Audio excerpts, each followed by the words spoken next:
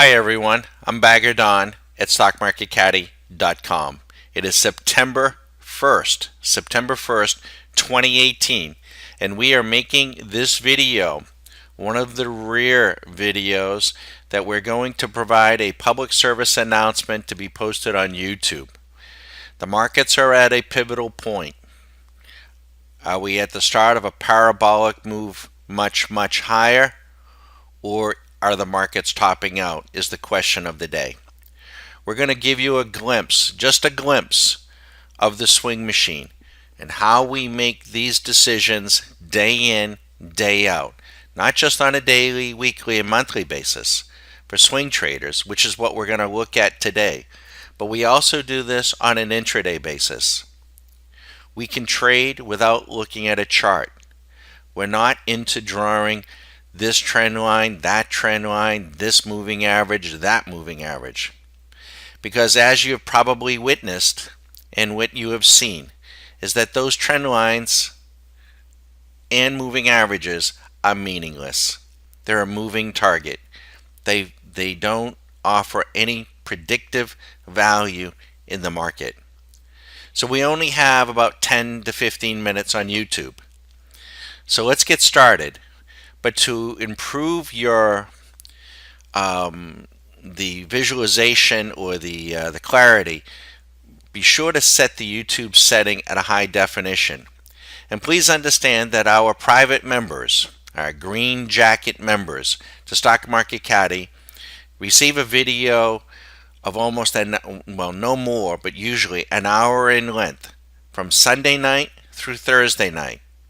And that our level 2 members get a view of the swing machine on an intraday basis on futures, ETFs, and stocks. And these videos come through our own hosting service where the videos are all in high quality definition.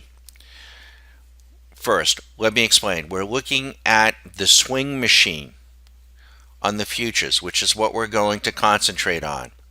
We lead off with the VIX as a contrarian indicator, daily, weekly, monthly. Then we have the Russell, the RTY, the ES, the S&P, the NQ, the NASDAQ, and the YM, the Dow. That's all we're going to look at. First, the volatility. The VIX was giving another short re-entry on Friday. That is a short-term bullish indication. The VIX is short weekly, which means usually a bullish condition for the market. And the VX on a monthly is also short. They have been short on the weekly for 16 weeks. 103 months. One contract in the VIX, by the way, it did dip, but the original short entry was 41 days ago. You can see the entry prices, you can see the time, and you can see the date. One contract in the VIX would be up 15.20, 25.20, or on the monthly, almost $106,000 if you had shorted the VIX futures contract and rolled them over 103 months ago. Now, let's get to the meat of the matter, the indices. The daily on the Russell, has been long for 98 days. One contract, you'd be up 8,460. This was our entry price. This was the time. This was the date. The weekly, 119 weeks ago. If you had kept rolling over your futures contract, one contract, you would be up almost $30,000 at this entry price on this date. The monthly, 96 months ago. One contract, $57,730. The S&P now, 41 days ago was the long signal on the swing machine. You would be up one contract, $7,000. It went long on July 6th. Now that's kind of an interesting date. 2 days or 1 day after the long weekend. Keep that in mind. The weekly ES, 128 weeks ago, if you had gone long and rolled it over, 44,487, 90,000 on the monthly, and you can see the entry dates and time. The NQ, astonishing, 83 days ago, long, 16,000 for one contract on the daily. The weekly, 62,000. The monthly, 120,000. The Dow, 37 days ago, 5,470. The weekly, 44,300. The monthly, 84,000. And again, you can see the entry times and dates. Now, we even do this for stocks, but we don't have time here on YouTube. We want to show you and give you a public service message on the markets. I'm going to slide this over. And at the same time, give ourselves a little commercial as to what we do. We don't look at charts. They can give you vertigo. Now, went a little too far. The trend, the combined trend, is all important to us. But you can see the combined trend on all the markets is extremely strong. The near-term trend is extremely strong. The distant trend is extremely strong. The altimeter, they're all green. There is no indication of any selling here yet. The VIX is all red. The trends, it's just the opposite, which is giving not just buoyancy, but lift to these markets, and has been. Now, where are we on the field? This is the center of the fairway, and you can see just where it's lit up. These are where the prices are in the ranges. So we know basically on a daily basis, they're in the middle of the fairway. On weeklies and monthlies, you can see these numbers, and you feel free to take note. They are pushing into major resistance. We're going to slide over, and particularly even on the Russell, on a monthly basis, we're virtually out of bounds. The ES on a weekly basis, 28.98 is major resistance. The NQ on a weekly basis, 75.96, major resistance. We're going to look at the RSIs. The Russell daily is at 65, 67, 78. The ES, 66, 68, 77 on a monthly. The NQ, 70 on a daily, 69 on a weekly, 81 on a monthly. The Dow, 63, 63, and 75 on a monthly. There's no question the markets are in bull mode. The fact of the matter is they have been in bull mode. Is there any indication here on the swing machine that this is going to stop anytime soon? The answer to that is no. However, let's look at our VIX model. We come to our VIX, and what do we see? On a VIX daily, risk on, caution. On our VIX futures, we have risk on resumes. But on the volatility structure, we look at the 9-day, 30-day, 90-day, and 6 months. And what do we see? Risk on, caution, chop.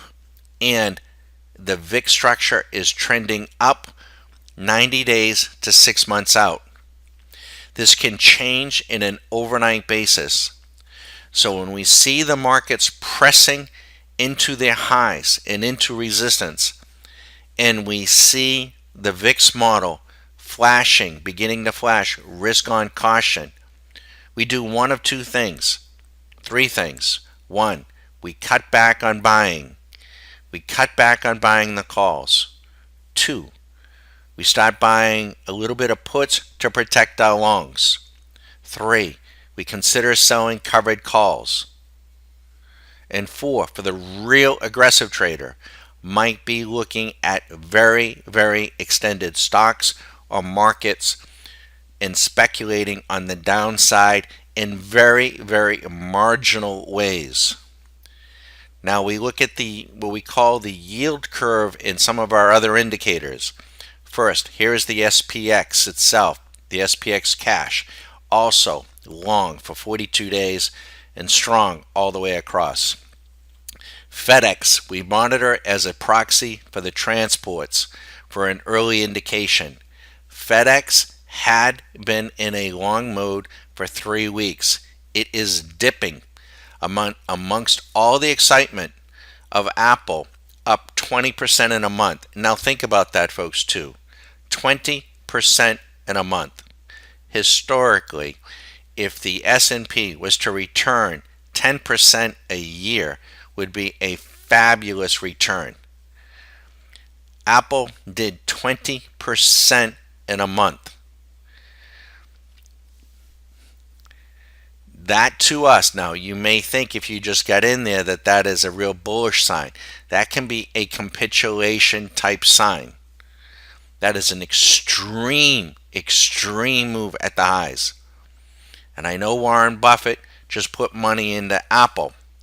But what Warren Buffett probably didn't tell you, if he put $1 billion into Apple and he also purchased of a matching number, a derivative to protect himself to the downside, if and when Apple corrects and pulls back 10%, 20%, even 50%, Warren Buffett would be in a position to close his derivatives at 50%, and he would have a zero cost basis.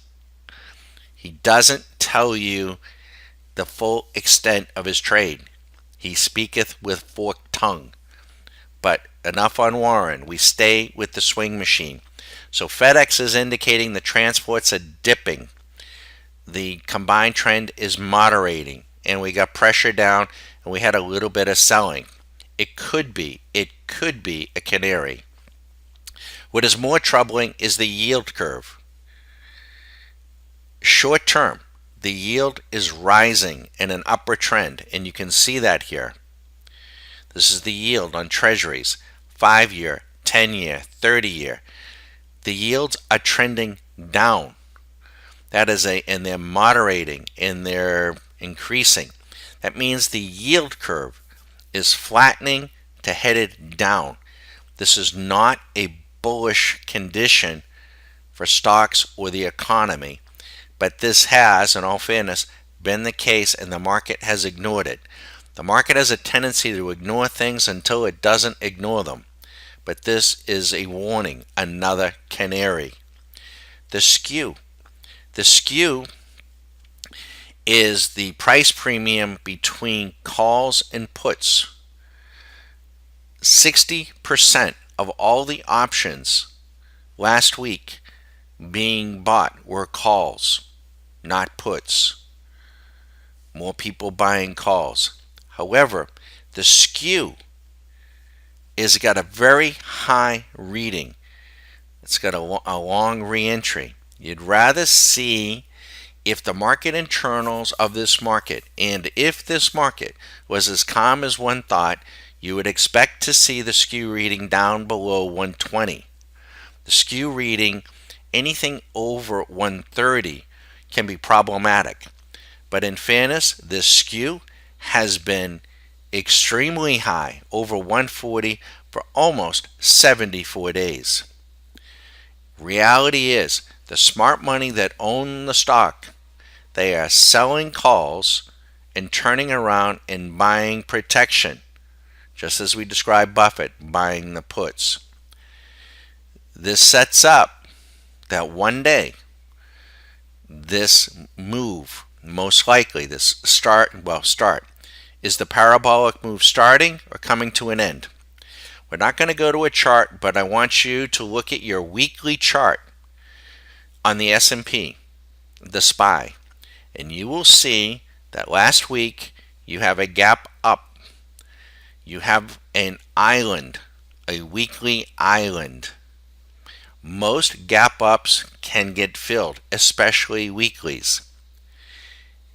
This week is going to be a pivotal week. Do we carry on? Do we trade down and fill in that gap? Or do we gap below the gap of last week? Confirming that you have an island top and the market could actually pivot. So there you have it, folks. Swing Machine is positioned and has been positioned long. It is showing some signs of concern, and we would expect, very, very soon, probably starting as early as next week, a pullback. And Swing Machine will be sure to catch it. We can literally see these moves on an intraday basis. And on an hourly basis, you can see we're starting to see we got a little bit of selling on Friday. We'll see it on the hour, and then it'll push into the 240, which it really hasn't yet, and then it'll push into the daily. I'm Bagadon at StockMarketCaddy.com. If you like this approach, this algorithmic, unbiased, objective approach to the markets each and every day, and you think it can save you some time and you can have some fun, can't guarantee that you're going to make money, but we look at the markets through the same lens each and every day. We don't get caught up on trend lines and moving averages and the news of the day. I'm Bagadon at Stock Market Caddy. We're not a broker, we're not a broker, we're not a financial advisor.